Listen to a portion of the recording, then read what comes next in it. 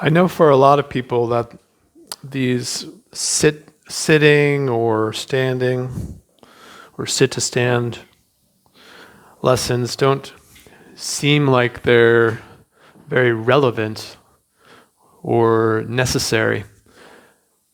They're not necessary, I guess, if you look at it that way, but sit to stand, for example, is a transitional movement that you do countless times during the course of a day.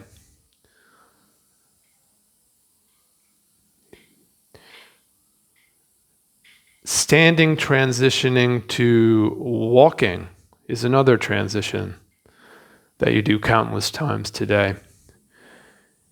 And I have held for quite a long time that it is oftentimes these transitions in which we lose our preferred or optimal state of self-organization, right? We might not be particularly well organized in the first place, but let's say that we've made some progress, right? So it's like we're more conscious of how we're sitting, we're comfortable with how we're sitting, we notice that we're breathing pretty good, we're not getting the back pain or the neck and shoulder pain that we used to get. But then when you're done sitting, you go right back into your usual ways, right? So what happens is you sit to stand poorly, and therefore you stand poorly, and therefore you stand to weight shift, to walk poorly. And the rest of your movement patterns basically are no longer on the radar, right? So my daily practice has been for years to practice being conscious very often of some of these transitional movements. I actually find this stuff really interesting too, because there's an infinite number of ways you can do these things. So you don't have to think that this stuff is boring either. But it is highly relevant. So let's just start by sitting, right? So sit comfortably towards the front of the chair so that you can feel your sitting bones. Right? Your sitting bones are the bottom of your pelvis. They feel like golf balls if you put your hands underneath. In fact, let's go ahead and do that. So you're going to put your hands underneath so they're pretty close together. Right? And then you're going to sit right on top of your hands so that you can feel them. Right, you're going to slide your pelvis to the right. You're going to slide it to the left. Slide it forward. Slide it back. Right, so you can feel how they move in your hands. You can do circles. Right, keeping your back open. Right, remember those 3 rings. We're just going to tilt forward. Right, so I'm not immediately bending somewhere in the middle of my back. I can feel movement in my sitting bones, right? So my sitting bones go backwards as I tilt forward. I can also feel that my pelvic floor is opening, right? Because I can feel that my sitting bones are slightly moving apart. Right? If I go backwards, I feel the opposite, right? They move together. Right? So take your hands away. And if your surface is firm enough, you can feel your sits bones more clearly.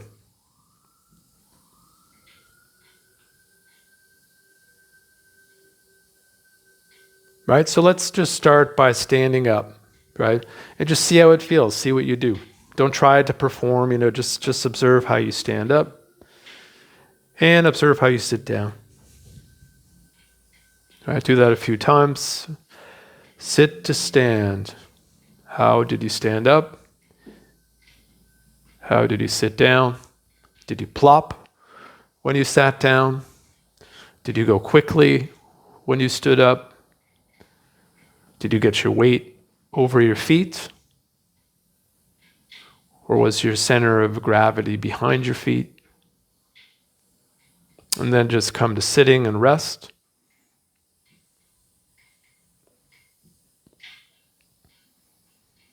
And now position your feet so that they're slightly behind the knees. Right? And don't have your feet too far apart. Don't have them too close together. Right? So basically have your feet about shoulder width apart.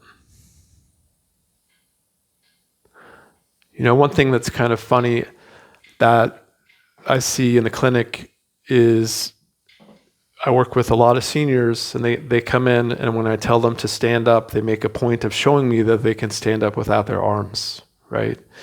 So, but when they do that, they get really tense. They exert a tremendous amount of muscular effort. And when they're standing, because they exerted so much effort to come into standing, their bodies are really tense, right? So then I instruct them to try using their arms just a little bit for support. They feel much more relaxed, and then their balance is much better once they're standing. So something as simple as that, having the conception that I should stand up without using my arms because one of my therapists told me that that's a good thing to do, or I read it somewhere that that's a good thing to do.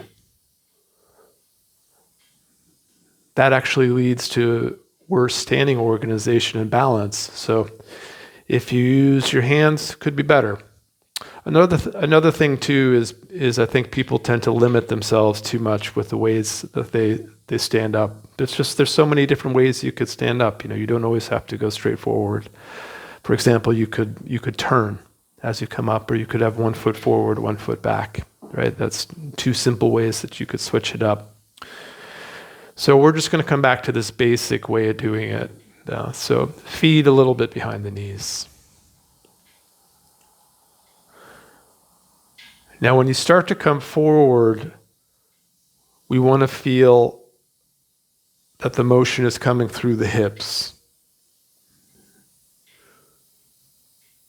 All right, so if you come forward and you start to bend a little bit so that you're rounding your back, that's not going to be as efficient. Right, so just keep your back a little straight, keep it open, like we talked about in the last lesson. Right, so it's open as you come forward. I'm basically just going to relax as I come forward. A little bit of rounding's fine, but just don't collapse. Right? Remember that you have movement in the hips. That's the primary movement. Pelvis and the hips. I can feel weight is going into my legs. Right? So that's what you want to notice. You come forward, and there's weight that goes into the legs. Right? It goes into the front of my foot. If I try to manipulate my leg, I can try to make weight go into my heels, but the weight naturally just goes into the front of my foot as I'm doing that.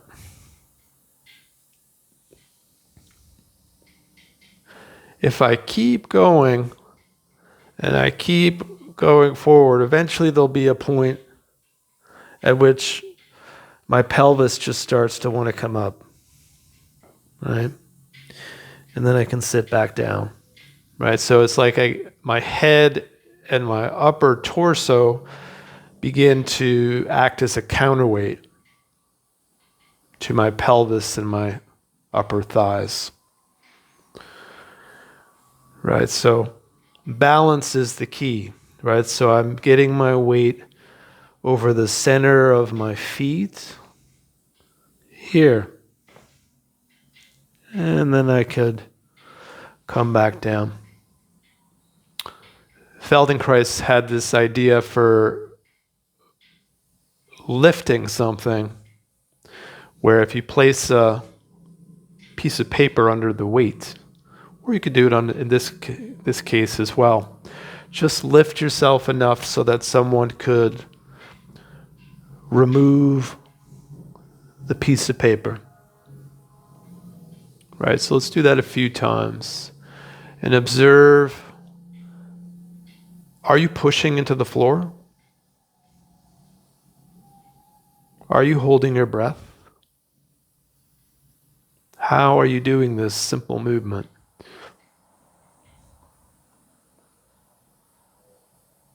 Is it possible for you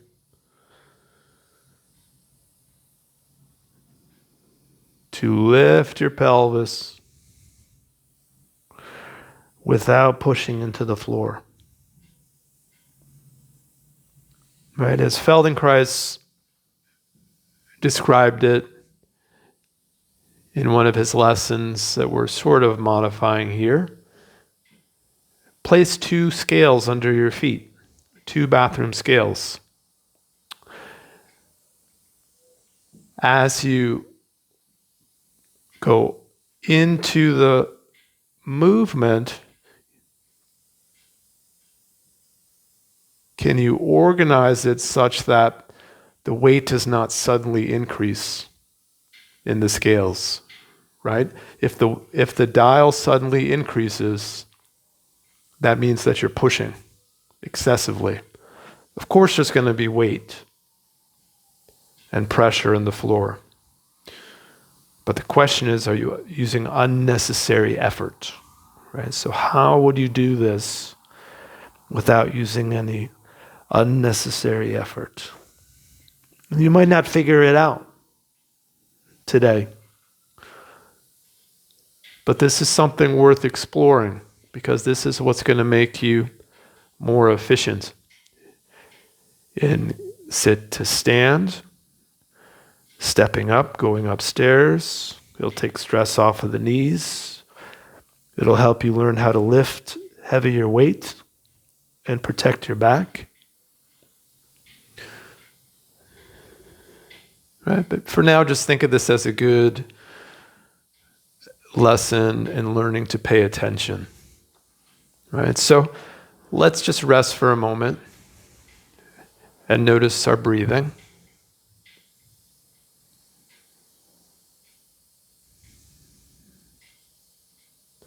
Move your legs a little bit inward and outward, right? So you can feel what it's like to have soft ankles, softer knees, and softer hips. Feel how this affects the front of your pelvis and the back of your pelvis. Good. And come to rest.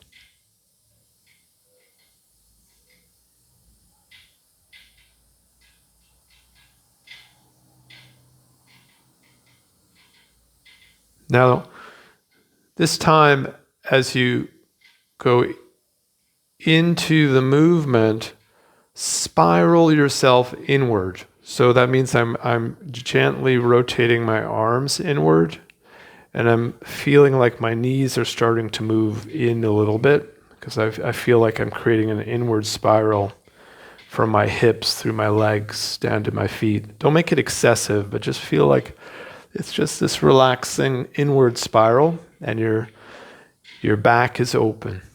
Your back is open. Inward spiral. Inward spiral, inward spiral till you're coming off, and then come back. Inward spiral. Closing posture. Closing posture. Inward spiral. Weight is sinking into the floor without pushing into the floor. It's just a letting go. Balancing with your skeleton as opposed to using your muscles.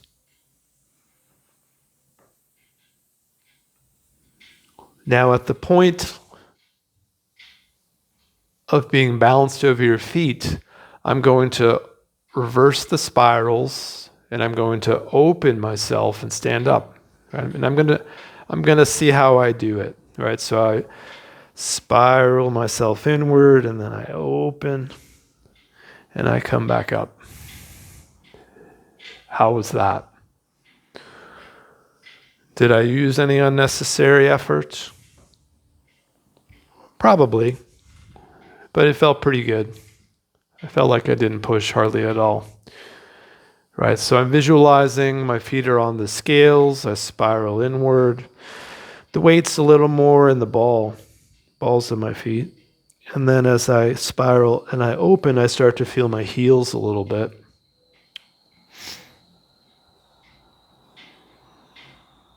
And this is basically the pattern that I'm going to use if I'm lifting a heavy weight, doing a deadlift or swinging a kettlebell. Not as relaxed, right? But as I go down to hold the weight, in fact, I'm going to do this for you here. Right, we'll just take a kettlebell.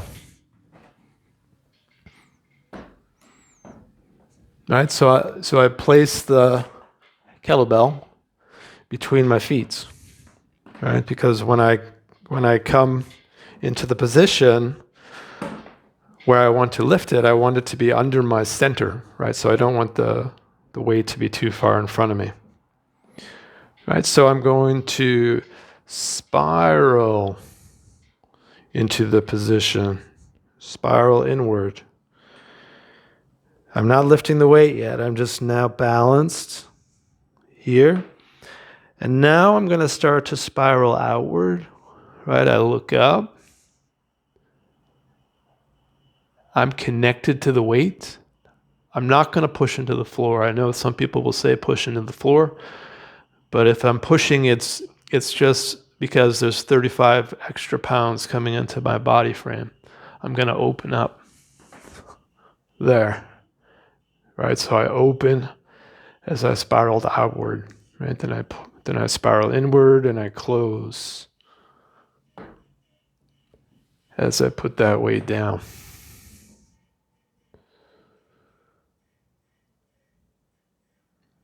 Majority of people I'm training to do this, to do a deadlift.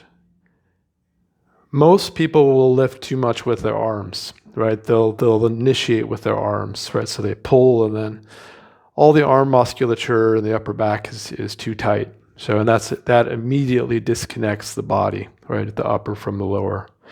Some people will start to pull. Very often, they'll pull from the back prematurely, right? So that would be like I'm here, and then I'm lifting here, right? So I feel that there's movement here first. And then that musculature contracts too much, right? Do it too many times, you're going to strain yourself, right? You might strain yourself just by doing it once. And then the other people are going to push excessively, right? So their knees might drop too far forward, and then they're just going to jam their feet into the ground, and that just loads up the knees too much, And I've got a torn meniscus. I've got plenty of injuries. I've had shoulder surgery, so I've got herniated discs in my back. So, I watch out for this stuff. I watch out for it in my clients, but I have to watch out for it in myself.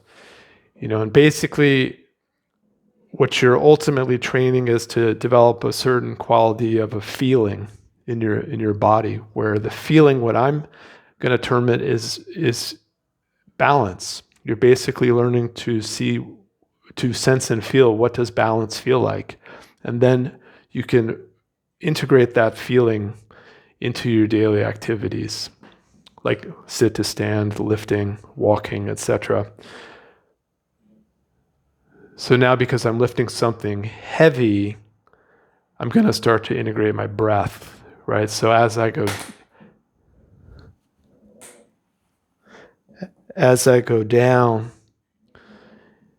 into the movement, I'm going to inhale, and I open my back. Everything is spiraled in, right? So now I'm connecting.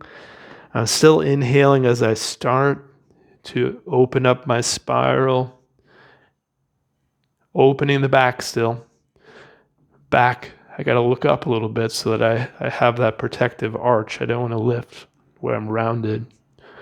Right, so here I'm connected, and then as I begin to lift, I open, my hips come forward, and I exhale. right? That's it in a nutshell. So the weight goes up and the weight goes down. It doesn't swing forward and then swing forward as I go down. The weight just goes up and the weight goes down. My arms are connected to my frame, right? So I don't hold them tense or do anything like that. It's just relaxed arms coming down, nice and easy, open, and put it down. Let's do something standing up without the weight. Let's just use the arms coming forward. Now the arms are a counterbalance. And then you stand up and you open. Right? So come down, spiral inward, control as you come back. Don't plop. Right? If you plop down, then you've lost your balance. Right? So if you want to explore a lesson in plopping, feel free to do it, but not as you're practicing here. Right, so here, come forward, the arms spiral in, breathing in, legs spiral in, your butt just lifts up, and then you just open. Right, so that's the basic movement. Right, then switch it so that you put one foot forward, one foot back. Try some variations where you're still essentially doing this same pattern, right? So you're closing and opening, right? You're spiraling in, you're spiraling out.